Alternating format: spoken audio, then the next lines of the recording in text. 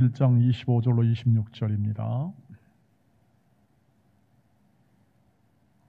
같이 한 목소리로 본당과 또 온라인으로 각 처소 모든 장소에서 한 목소리로 같이 읽겠습니다. 시작. 바나바가 사울을 찾으러 다소에 가서 만남에 안디옥에 데리고 와서 둘이 교회에 1년간 모여 있어 큰 무리를 가르쳤고 제자들이 안디옥에서 비로소 그리스도인이라 일컬음을 받게 되었더라. 아멘. 할렐루야. 우리 모든 청년 회원들에게 하나님의 사랑과 은혜를 전합니다. 모든 코로나19 안에서도 특별히 여러분은 이렇게 지금 이렇게 백신도 못 맞고 어려운 환경 가운데 있을 것 같습니다. 대신 하나님이 주신 이 소중한 시기, 청년의 시기 때 건강하게 잘 지내시고 또 여러분이 맡은 바 직장 또 공부 모든 학업 그리고 여러분의 모든 가정 속에서 해야 할 일을 맡은 것을 신실하게 잘 행하도록 그렇게 행하시고 주의 뜻을 이루시길 바랍니다. 여러분 오늘은 그리스도인이란 어떤 의미를 가지는가에 대해서 함께 얘기를 나누고자 합니다. 여러분은 그리스도인 이렇게 불리면 어떤 마음을 갖습니까? 당신은 크리스찬입니까? 라고 물었을 때 네, 그렇습니다. 저는 크리스찬입니다. 이렇게 마음 편하게 이렇게 잘 얘기할 수 있는지, 그리고 아니면 이렇게 내가 당신도 그리스도입니다 라고 물었을 때 나는 하여튼 교회는 다닙니다. 뭐 이렇게 이제 대답을 할 수도 있을 것 같습니다.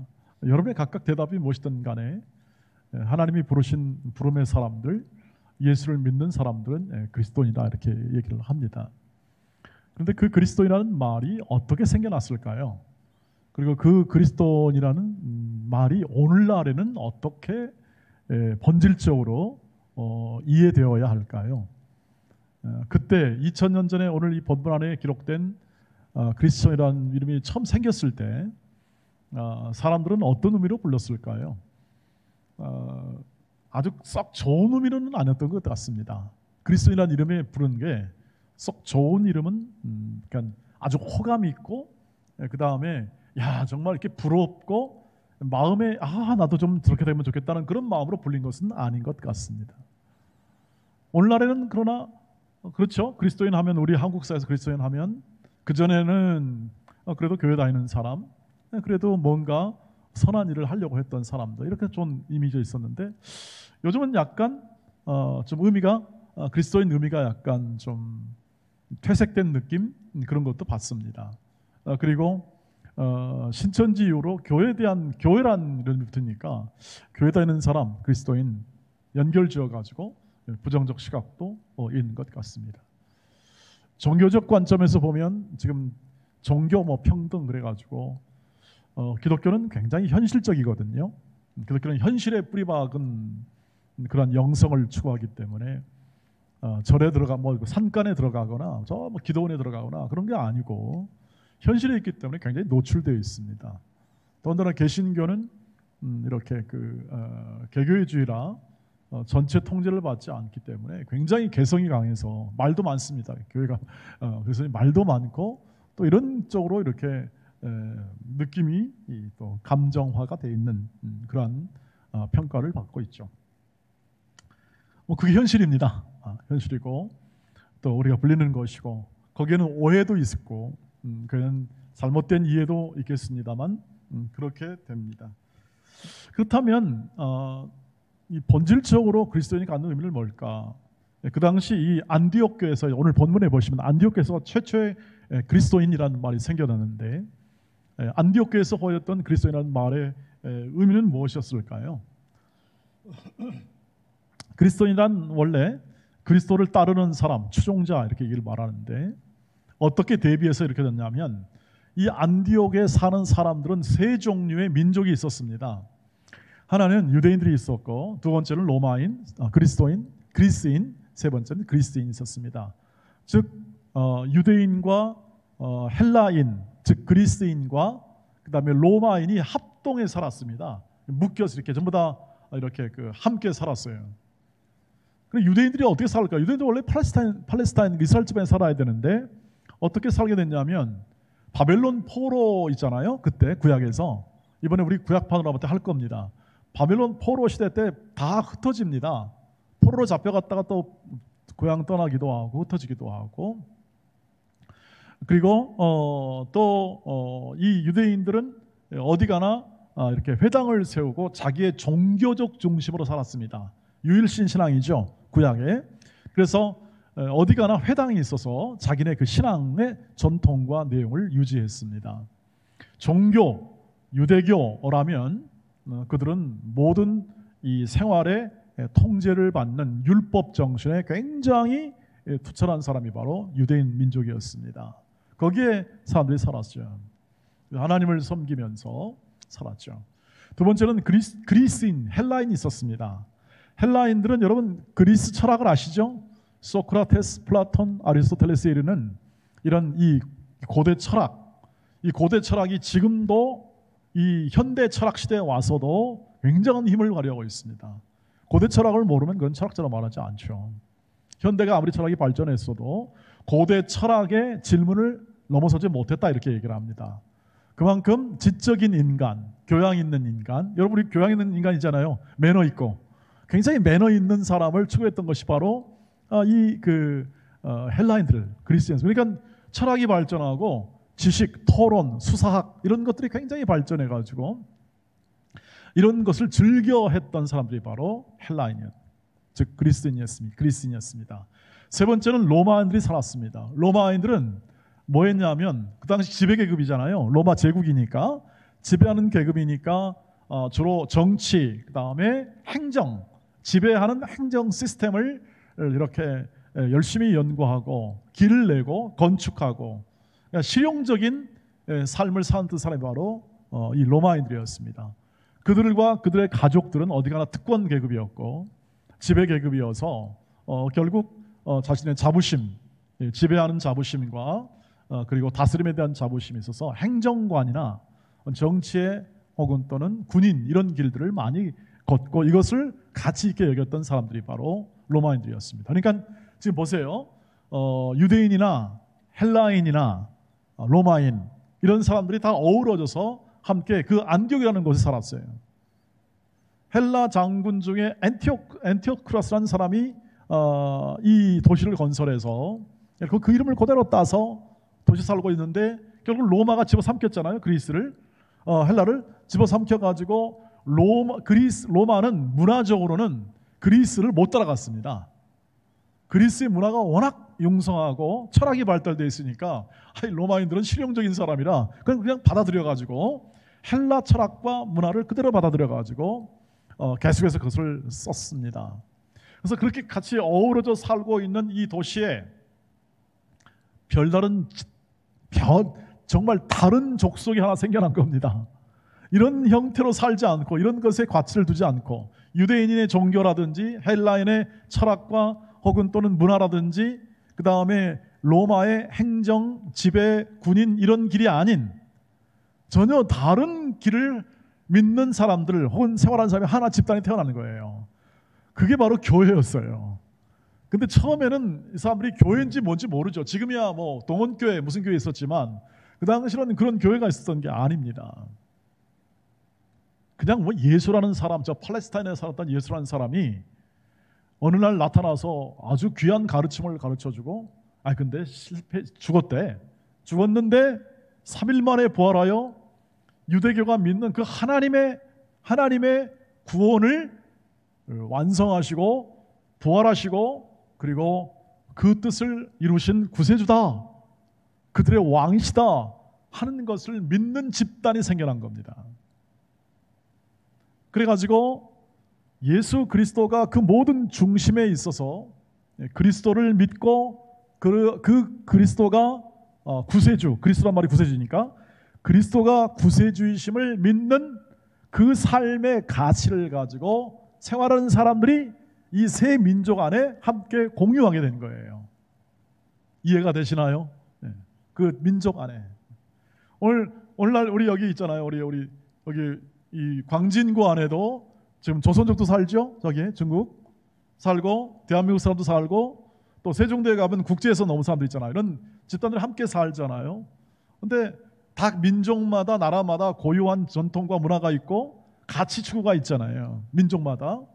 그런데 다르잖아요. 다른데 아주 전혀 이것과 상관이 없는 독특한 집단이 하나 생기고 독특한 가치, 즉 예수라는 이름과 그 예수 그리스도가 하신 일을 믿고 그분을 따르는 이 세상과 민족이 가지는 가치와 다른 가치를 가진 사람들이 이들 눈에 띄어서 이들 세 민족이 일컬어 뭐라고 그러냐면 야, 저 사람들은 크리스찬이라고 부른 겁니다. 다르다 이 뜻이에요. 다르다. 그러니까 좋은 호감이 있어 그런 게 아니고 다른 겁니다. 자기들의 문화와 자기들의 철학과 자기들의 가치 추구에 반하여 전혀 다른 그러한 가치와 철학을 가지고 삶을 살았던 사람들이 누구냐? 크리스찬이다. 이렇게 불릴 수 있겠습니다. 그러니까 2000년 전에 이 이름은 지금의 이해와는 조금 느낌이 좀 다른 부분이 있었다 하는 거죠. 그러나 같은 건 뭡니까? 예수 그리스도를 따르는 사람들, 예수 그리스도를 구세주로 믿는 사람들, 예수께서 참 인간이요 참 신이신 것을 믿는 사람들, 예수께서 죽으시고 우리를 위해서 죽으시고 3일 만에 부활하사 새 생명을 허락하셨던 그분이 지금도 살아계시고 역사하심을 믿는 사람들이 바로 크리스찬이다 하는 것은 동일한 의미를 가지고 있는 것이죠. 이게 역사적 배경에 의한 크리스찬의 의미입니다. 그러니까 가치가 다른 거예요. 가치가 다르고 그 가치에 따른 철학이 다른 사람들이죠. 세상이 추구하는, 그러니까 그리스도인은, 오늘날 그리스도인은 어떤 것이 의미가 있는가? 예수 그리스도를 구세주와 주님으로 삼고 세상과 다른 가치와 철학을 따라 이 땅, 이 현실을 살아내는 사람들이 바로 크리스찬이다. 이렇게 오늘 정의가 될 수가 있겠습니다. 다른 사람들이에요. 구분되는 특성이에요. 그러니까 사람이 물리적으로 변화돼 가지고 뭐 능력이 있거나 혹은 또는 뭐 더 경건해 가지고 뛰어난 도덕성을 자랑하는 집단, 이런 개념으로 자꾸 그리스도인을 바라보는 시각이 있는데 초기와 오늘날까지 포함하면 그런 부분이 있습니다. 도덕적으로 뛰어나고 어떤 그 선한 일을 행하는 그런 수양 집단으로서의 그런 의미가 있지만 기본적으로 세상이 이해하지 못하는 부분은 뭐냐면 예수를 믿고 예수를 하나님의 아들이시고 예수를 구세주이시고 우리 구원자이시고 주님으로 믿는 그 가치를 붙들고 이 세상을 살아가고 그런 특성을 보여주는 그러한 사람들을 예수 믿는 사람, 그리스도인이다, 이렇게 얘기를 할 수 있겠어요. 그래서 크리스찬이라는 영어를 단위로 이렇게 씁니다. 한번 보시죠. 크리스찬 영어를 보면 크리스찬이 있는데 Christ라는 말이 있고 그 다음에 T-I-A-N이잖아요. T-I-A-N인데 Christ 플러스 I, 그런데 I니까 I는 날 뭐죠? I am 할 때. 그 다음에 안은 뭡니까? 안은 그냥 안에 있다, 인이라는 뜻이에요. 그냥 안을 그렇게 우리가 한국말로 그냥 의역한 겁니다. 그냥 편하게 사용해 쓴 거예요. 그러니까 크리스찬은 뭐냐? 예수가 내 안에 있는 사람이에요. 예수가 그래서 내 안에 중심 가치를 이루고 중심 삶을 이루는 사람을 크리스찬이라고 불러요. 그러니까 세상 사람들이 잘못 부르는 경우가 있다는 것을 우리가 알 수 있죠. 그리스도인, 선한 행한 사람, 봉사하는 사람 예컨대. 근데 핵심은 바로 예수를 내 안에 가지고 있는 사람이에요. 예수라는 가치가 내면화된 사람들. 예수의 가치, 예수의 방법, 예수의 삶, 예수의 미래, 비전, 이런 것들이죠. 그래서 우리는 그리스도인들은 기본적으로 해석을, 이 땅에 있는 모든 삶의 해석을 예수를 중심으로 하는 사람들입니다. 그리스도인들은 지금 이 땅에 우리가 이 땅을 살아가면서 정치, 경제, 문화, 사회 혹은 신념, 확신, 뭐 이런 도덕, 윤리 있잖아요. 이런 부분들을 예수라는 한 분, 인격체이신 예수가 했던 말씀과 예수께서 가르쳐 주었던 삶의 내용을 가지고 또 그분이 보여주었던 인격적인 성품을 가지고 모든 것을 다시 해석하는 거예요. 그래서 다른 가치가 나오게 되는 거예요. 예를 들어 볼게요. 사랑이라는 것. 여러분 사랑이라는 거 아시죠? 해보시기는 하셨나요?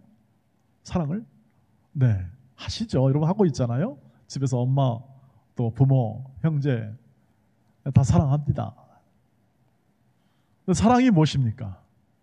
그러면 사랑이라는 것에 이렇게 질문에 이렇게 쉽게 대답하는 사람이 별로 없습니다. 왜냐하면 사랑이라는 것이 복잡하고 그 다음에 인생도 복잡한데 그 사랑하는 인생이라는 그 자체가 그것을 표현하는 거지만 어려운 얘기죠. 사랑은 그래서 눈물의 씨앗이다. 알 것 같아요? 예. 경험해봐야 하는 부분이죠. 어떻게 눈물의 씨앗이 되는지. 사랑은 아픔을 주는 근원이라 그 뜻이 아니겠습니까? 눈물을 지게 만드는 그런 씨앗과 같다는 뜻 아니겠습니까? 사랑은 왔다가 사랑은 바라지 않아도 찾아오고 원하지 않아도 떠나가고 이런 노래가 있죠. 네. 여러분 어떻게 정의하겠습니까? 여러분 형제요 자매요 어떻게 정의하시겠습니까? 그저 각자 경험한 정도대로 가르치는 대로 경험하잖아요. 여러분이 경험한 대로 여러분이 배워왔도록 경험하잖아요. 근데 예수라는 분이 사랑을 어떻게 정의했나요? 하나님 말씀은 어떻게 정의하고 있나요? 사랑은 오래 참고 사랑은 온유하며 사랑은 시기하지 아니하며 사랑은 싸우지 아니하고 이게 사랑이랍니다. 진리와 함께 기뻐하고 불의를 기뻐하지 않고 이것이 사랑이랍니다. 뭐가 다릅니까? 이런 것들이 교회의 다름을 증명하는 거죠. 이런 것들이 여러분 세상의 사랑은 우리 기독교의 가르침과 겹치는 부분이 있고 겹치지 않는 부분이 있습니다. 그 겹치지 않는 부분이 뭐냐? 예수로부터 해석되는 재해석입니다. 정의가 뭘까요? 정의. 여러분 불의에 한가하다는 것이 뭘까요? 이런 부분에 대해서 예수로 말하면 재해석이 되어야 그것을 가치화할 수 있거든요.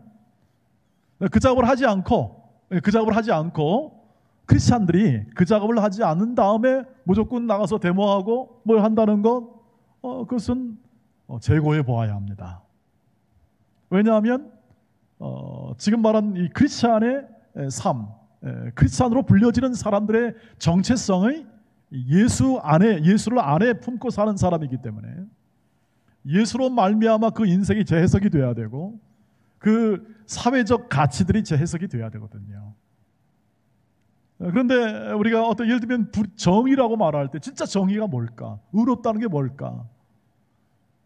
성경은 의로운 사람은 없다고 얘기해요. 한 사람도. 하나님의 입장에서는 한 사람도 의로운 사람이 없대요. 여러분은 어떻게 생각하십니까? 여러분 온라인으로 이것을 듣고 있는 여러분 정의란 무엇입니까? 정의는 하나님밖에 없습니다. 정의가 하나님이 행하신 일이 정의고 하나님이 우리를 사랑하시고 이 세상에 대한 하나님의 자비로우심을 보여주는 것이 정의입니다.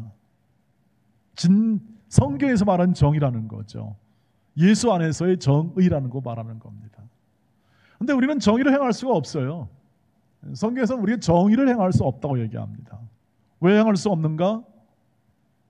우리가 부패했어요. 우리 욕심이 있어요. 우리 단비 자매가 기도를 했는데 하나님 죄송해요. 하나님 말씀에 불순종했습니다. 대표로 기도했으니까 제가 이렇게 이해를 합니다. 근데 뭔 죄를 지었길래 이렇게 얘기하잖아요.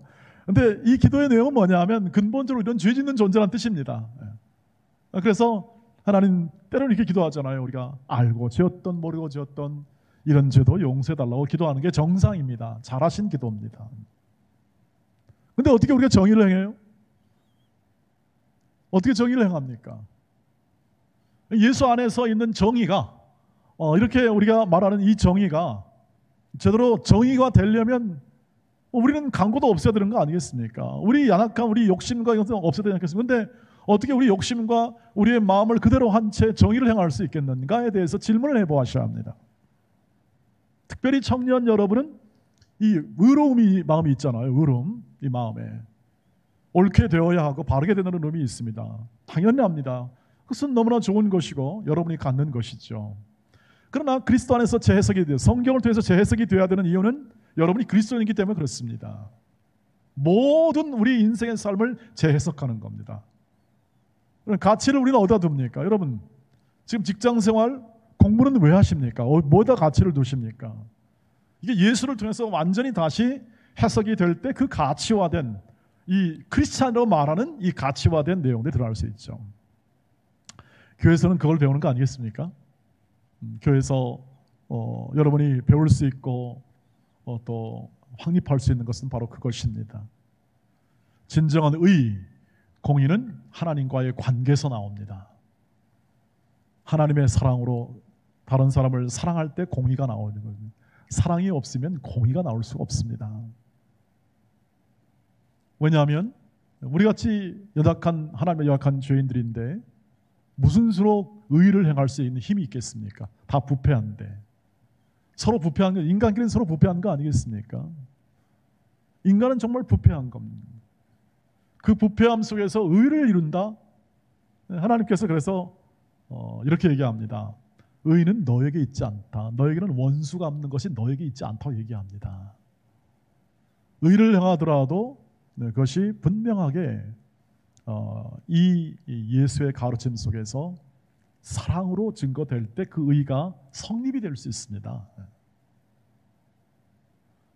이걸 아시나요? 이걸 여러분 마음속에 가지고 계시나요? 그래서 이런 마음이 될 때 우리가 사랑이나 공의나 이런 부분이 가능합니다. 주님 뜻대로 살기로 했다. 아까 우리 노래를 이렇게 아까 저는 변형해서 불렀습니다만 주님 우리 주기도문 속에서 나타나잖아요. 하늘에 있는 뜻이 이 땅에서도 이루어지길 원합니다가 기도의 핵심이에요. 언제나 핵심인데 예수께서 가르친 주기도의 핵심인데 그 삶을 노래한 게 주님 뜻대로 살기로 했네. 주님 뜻대로 가사를 비춰라 하면 가사를 비춰주면 얼마나 좋을까요, 성원 씨? 예. 그래서 주님 뜻대로 살기로 했네 노래를 불렀던 거예요. 믿음의 선배들이 근데 다른 거 없다. 주의 뜻대로 되면 된다 하는 거죠. 왜? 주의 뜻이 공의니까, 정의로움이니까. 우리는 안 되지 않습니까? 그래서 되는 분, 그것을 행하시는 분의 인도와 이끄심과 일하심을 나타내 달라는 것이 우리 기도였고, 그것이 주기도문의 핵심이었고, 저와 여러분이 그리스도인으로 갖는 가장 기본적인 이 세상과 다른, 이 민족과 다른 가치를 가지고 살아가는 거예요. 그러니까 오늘날의 그리스도인은 이것입니다. 세상과 다른 가치, 예수의 가치, 내 안에 있는 예수의 가치로 살아가는 것, 이것을 예수 믿는 사람, 크리스찬이라는 그런 명칭으로 사용하는 것이 가장 적합합니다. 성경적으로. 여러분이 그 인생을 살고 있음을 감사합니다. 그래서 하나님의 뜻대로 여러분 안에 계신 주의 뜻대로 이루어지면 여러분이 잘 될 것입니다. 잘 된다는 것은 세상적 개념이 아니라 여러분이 참 인간이 되고 참 사람이 되는 거죠. 하나님이 처음에 만드셨던 창세기에 만들었던 하나님, 그 하나님은 하나님이 여러분을 만들어 놓고 어떻게 합니까? 정말 보기에 좋았더라. 정말 보기에 좋았더라. 그러니까 여러분 어른들이 여러분을 보고 너희는 참 좋겠다. 너희는 너무나 좋겠다. 왜? 청춘이니까. 남의 속도 모르고 청춘을 좋아하세요. 뭐 그렇게 하겠지만 그러나 여러분 어른들이 보기엔 여러분 너무 좋은 거죠. 야, 얼마나 좋을까? 왜냐하면 인간적으로 후회하지 않는 인생이 없습니다. 여러분 후회하지 않는 인생이 없어요. 어른이 되어보세요. 다 후회합니다. 좀 더 사랑할 걸, 좀 더 잘해줄 걸. 진짜로 그렇습니다. 그 얘기 한번 들어볼래요? 엄마가 딸에게 이 노래 PPT 가서 한번 띄워주세요. 이 노래가 있는데요. 사람이 얼마나 연약한가. 엄마가 딸에게 이거 악동 뮤지션과 양희은 씨가 노래하는 건데요. 노래 가사가 이렇습니다. 엄마가 말합니다. 난 잠시 눈을 붙인 줄 알았는데 벌써 늙어 있었고, 나 제 마음에 공감이 가. 잠깐 눈 붙였는데 늙어 있었대. 난 항상 어린아이일 줄 알았는데 벌써 어른이 다 되었고, 난 삶에 대해서 아직도 잘 모르게 너에게 해줄 말이 없지만 내가 좀 더 행복해지기를 원하는 마음에 내 가슴속을 뒤져 할 말을 찾지. 그 말은 뭐냐? 공부해라. 해놓고 보니까 아니야, 그건 너무 교과서적이다. 성실해라. 나도 그러지 못했잖아. 엄마도 그러지 못했다는 뜻입니다. 사실 내 아들이 공부도 잘해요. 예컨대 여러분이 훨씬 더 똑똑한 것 같아요. 사랑해라? 아니야, 그건 좀 어려워. 여러분, 사랑이 얼마나 어렵습니까? 너의 삶을 살아라. 이렇게 이제 그냥 너의 삶을 사는 게 제일 좋겠다. 왜냐하면 내 이런 조언이나 이런 거 별로 도움이 안 될 것 같다. 너의 삶을 살아라. 그 다음에 딸이 말합니다. 딸이 노래하기를 난 항상 한참 세상 살아는 줄 알았는데 아직 15살밖에 안 됐고 난 항상 예쁜 딸로 머물고 싶었지만 이미 미운 털이 박혔고 난 삶에 대해 아직도 잘 모르게 알고픈 일이 정말 많지만 엄마는 늘 같은 말만 되풀이하며 내 마음의 문을 더 굳게 닫아버리지. 이해가 되시나요? 엄마가 딸에게 다시 합니다. 공부해라 그러니까 딸은 말합니다. 그게 중요한 건 나도 알아요. 성실해라. 나도 애쓰고 있잖아요. 안 되지만 사랑해라. 더는 상처받고 싶지 않아요. 나의 삶을 살게 해주세요. 이게 왜 이렇게 동감이 갑니까? 다 이렇게 좀 안 되니까. 그 다음에 넘어가요. 마지막 엄마가 이제 말합니다. 엄마, 내가 좀 더 좋은 엄마가 되지 못했다는 걸 용서해 줄 수 있겠니? 넌 나보다는 좋은 엄마가 되겠다고 약속해 주겠니? 안 되는 걸 왜 약속해 주겠어요, 여러분? 다 잘못하는 건데. 우리가 이렇게 후회하는 존재일 수밖에 없고, 그런 삶을 이렇게 돌아보면 우리가 인간이 살아가고 우리가 열심히 살았던 결과가 그렇게 만족스럽지 못합니다. 그럼 뭐 재벌이 되면 만족하나요? 그것도 아니랍니다. 지금 또 옥에 갇혀 있잖아요, 대재벌이. 그 얼마나 힘듭니까, 세상에. 뭔 죄를 져가지고, 뭔 죄 때문에. 그게 다 이 나라의 시스템, 법과 사법제도의 시스템과 우리가 말하는 윤리와 도덕에 갇혀 있는 거 아니겠습니까? 다 갇혀 있는 거예요. 이게 조금 여러분의 그 어떤 느낌과 여러분이 가지고 있는 이성적 사고가 어떻게 들릴지 모르겠습니다. 근데 제가 보기에는 그렇습니다. 그것이 다 갇혀 있어요. 우리는 이 땅에 있는 제도와 사법제도, 우리가 말하는 이런 윤리와 도덕 안에 다 갇혀 있는 겁니다. 그걸 깨는 게 예수죠. 진정한 자유인이에요. 얽매이지 않는, 그런 모든 것에 얽매이지 않는, 그것을 넘어서는 게 예수의 사랑입니다.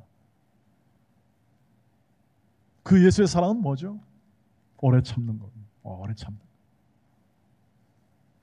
그리고 남을 비평하거나 판단하거나 원수 갚지 않는 것.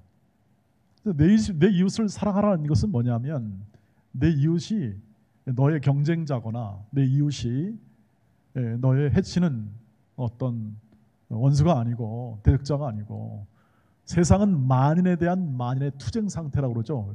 홉즈라는 철학자가 말했듯이 만인은 만인에 대한 투쟁 상태라고 하잖아요. 그런 게 아니고, 그런 가치가 아니고, 우리는 서로 한 하나님을 사랑하며 섬기고 그 한 하나님의 다스림과 인도에 이 땅을 살아가는 연약한 하나의 사람일 뿐이다. 그러나 하나로 묶어주시잖아요. 한 가족으로. 그 교회예요. 묶어주셔서 예수의 사랑을 알고 서로 나누고 누리게 하심으로 그 예수의 사랑이 이 땅에 진정한 해답을 주고, 그리고 모든 투쟁과 번민, 아픔, 이 모든 것을 회복시키는 하나님의 사랑임을 알게 해주는 겁니다. 그것이 우리가 갖는 예수 안에 있는 예수로 말미암은 사랑의 가치고, 가장 중요한 서로 사랑해라 하는 말씀, 율법의 핵심이고, 우리가 걸어가는 길 속에 가장 깊은 진리를 던져주는 하나님의 크나큰 은혜, 그것이 바로 예수의 사랑입니다. 여러분 그거 아시죠? 예수의 사랑을 계속 깨달아 누려가게 하시고, 후회뿐인 인생을 후회로 살지 않고 믿음으로 살아서 여러분이 누리는 이 인생을 청년 때부터 그렇게 알고 누린다면 말할 수 없이 기쁘겠어요, 여러분. 우리의 그리스도를 믿는 사람들은 언제나 항상 기뻐하라, 쉬지 말고 기도하라, 범사에 감사하라. 항상 기도하고 범사에 감사하라. 가운데에 뭐가 있죠? 기도가 있습니다. 이게 의무나 무슨 도덕 윤리가 아니에요. 이것은 자연스럽게 흘러나오는 크리스찬들의 특성이에요, 특성. 그냥 진짜 잘 믿으면 나오는, 믿음으로 나오는 삶의 특성이라는 거죠. 너 기도해라, 너 감사해라. 이건 이렇게 말하는 어떤 이렇게 다그치거나 강요할 것이 아니란 뜻입니다. 의무는 강요해야 돼요. 의무는 해야 되니까. 그게 아니고 크리스찬들은 기쁨과 감사, 기도가 날마다 그 삶 속에서 흘러나올 수밖에 없는 구조를 가지고 있다는 거죠. 예컨대 목사는 그분들 교회를 사랑하죠. 모든 성도들을 하나님의 자녀의 사랑을 가지고 대합니다. 그러니까 어떻게 합니까? 하나님의 종으로서 하나님의 이 교회를 사랑할 수밖에 없는 구조예요. 이 직분이, 구조가. 그러니까 인내할 수밖에 없는 거죠. 그 사랑을 이루어야 되니까. 일은 누가 하시죠? 하나님이 하시니까. 여러분은 크리스찬으로서 가치와 정체성을 가진다면 사랑할 수밖에 없는 거예요.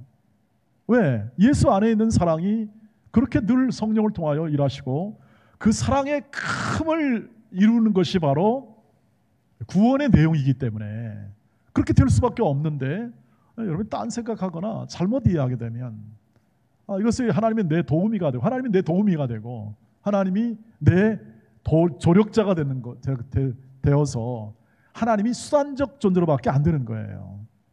수단적. 근데 여러분의 인생의 주인이 누구시죠?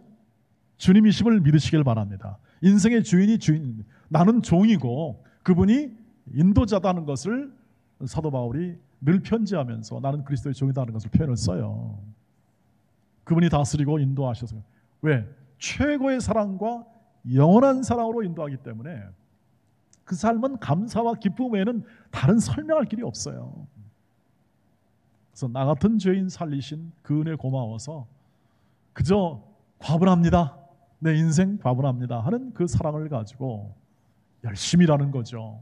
열심히 하나님의 일하는 겁니다. 하나님이 주신 직장 최선을 다해서 가장 멋진 일을 만들어내는 거예요. 하나님이 주신 공부, 학업 최선을 다해서 하나님의 창조적인 지혜를 가지고 행하도록 최선을 다하는 거죠. 그 과정을 통해서 어떻게 합니까? 하나님이 만드시고 하나님이 지으시고 하나님이 구원하시는 이 구원하심이 나와 내 삶의 영역을 통해서 어떻게 나타나는지를 여러분이 관찰하고 알고 이해하고 누려 나가시기를 바랍니다. 이것이 크리스찬의 삶이 되겠습니다. 오늘 함께 나눴던 것은 여러분 고대 2000년 전의 원형 그리스도인은 어떤 의미였고 오늘날 우리가 갖는 크리스찬의 의미는 무엇이었는가? 예수라는 가장 중요한 위대한 그리고 영원한 하나님, 그분을 가슴에 새기고 가슴에 품고 예수로 모든 가치를 재해석하여 그 가치의 중심인 사랑의 인생을 살아가는 사람들, 이 세상의 가치가 명예와 소유와 권력이라면 거기에 틀리게 그것과는 정 다르게 사랑이라는 특성, 하나님 사랑, 이웃 사랑이라는 특성을 가지고 감사와 기쁨으로 살아가는 것이 바로 예수 믿는 사람 크리스찬이다.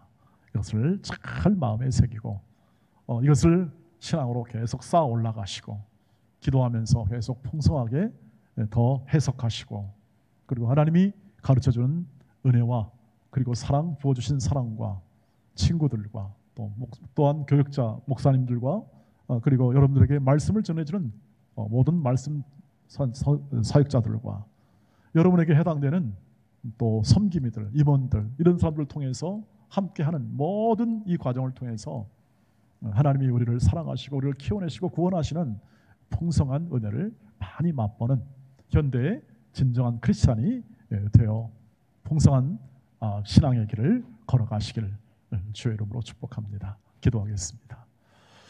주님, 저희들을 참 예수 잘 믿는 청년들로 굳게 세워 주시옵소서. 마음 안에 담겨진 예수의 사랑과 예수의 삶의 모든 가치를 가슴에 풍성히 새기며 우리의 삶의 현장 속에서 하나님이 주시는 구원의 은혜와 역사하심을 많이 맛보는 그러한 신앙으로 저희 모든 청년회원들을 세워 주시옵소서. 시작되는 모든 수련회 가운데 함께해 주시고, 그리고 함께 더불어 우리의 모든 이 귀한 시간에, 특별히 코로나19의 시간 안에 모든 것이 효과적으로 잘 진행되고 이루어지도록 모든 임원들에게 지혜를 주시고 모든 회원들에게 참여할 수 있는 마음의 동기를 허락하여 주시옵소서.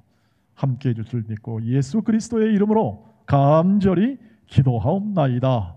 아멘.